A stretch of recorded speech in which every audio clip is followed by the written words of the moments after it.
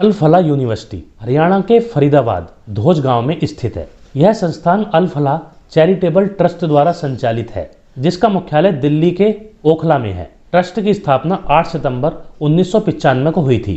इसके पहले ट्रस्टी में जवाद अहमद सिद्दीकी शामिल थे, जिन्हें बाद में मैनेजिंग ट्रस्टी नियुक्त किया गया। विश्वविद्यालय की शुरुआत वास्तव में एक इंजीनियरिंग कॉलेज के रूप में हुई थी, जो 1997 में धोज फरीदाबाद में स्थापित हुआ था। इसे यूनिवर्सिटी का दर्जा 2014 में मिला। हरियाणा विधानसभा के एक विशेष अधिनियम में और 2015 में यूजीसी मान्यता प्राप्त हुई। परिसर लगभग 70 एकड़ में फैला हुआ है। यूनिवर्सिटी में मेडिकल शिक्षा का भी विस्तार हुआ है। Al Falah school of medical sciences and research centre में एमबीबीएस कोर्स की शुरुआत हुई और एमडी सीटें भी हैं। विश्वविद्यालय के अंतर्गत एक 650 बेड वाला अस्पताल भी है, जो मेडिकल छात्रों के लिए प्रशिक्षण का केंद्र भी है। यह संस्थान न सिर्फ स्थानीय छात्रों बल्कि विभिन्न राज्यों और देशांतरों से आने वाले छात्रों को भी आकर्षित करता है। कमाई का आरोप केंद्र सरकार की जांच एजेंसी ईडी यानी एनफोर्समेंट डायरेक्टरेट ने आरोप लगाया है कि अल फलाह यूनिवर्सिटी ने पिछले लगभग 7 सालों में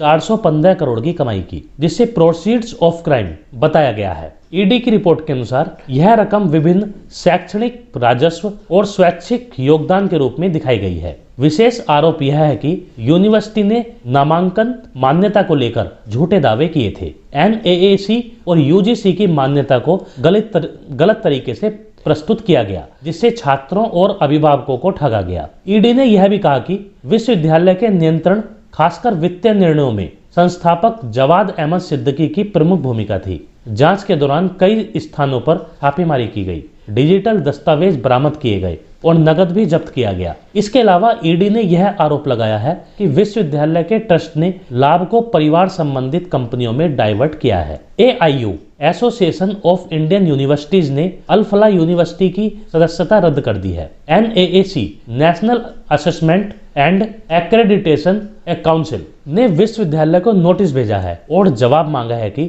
मान्यता के दावे कैसे किए गए थे। छात्रों, अभिभावकों और अन्य हितधारकों में विश्वविद्यालय की विश्वसनीयता पर संदेह उठ गया है, खासकर उन आरोपों के कारण कि कुछ मान्यताएं झूठी थीं। अल फलाह यूनिवर्सिटी की कहानी 2 पहलुओं में बहुत महत्वपूर्ण है। एक और यह शिक्षा के क्षेत्र में विस्तार और सेवा का दायरा बड़ा करने की दिशा में बढ़ी, लेकिन दूसरी यह गंभीर वित्तीय और कानूनी विवादों में घिरी हुई है। ईडी द्वारा लगाए गए 415 करोड़ के प्रोसीड्स ऑफ क्राइम के आरोप, झूठे मान्यता दावे और ट्रस्ट द्वारा संभावित धन शोधन जैसी रिपोर्टें विश्वविद्यालय के भरोसे और उसके संचालन पर भारी प्रभावित करती हैं। आगे की जांच और कानूनी कार्रवाई इस विश्वविद्यालय के भविष्य और उसकी प्रतिष्ठा के लिए निर्णायक होगी।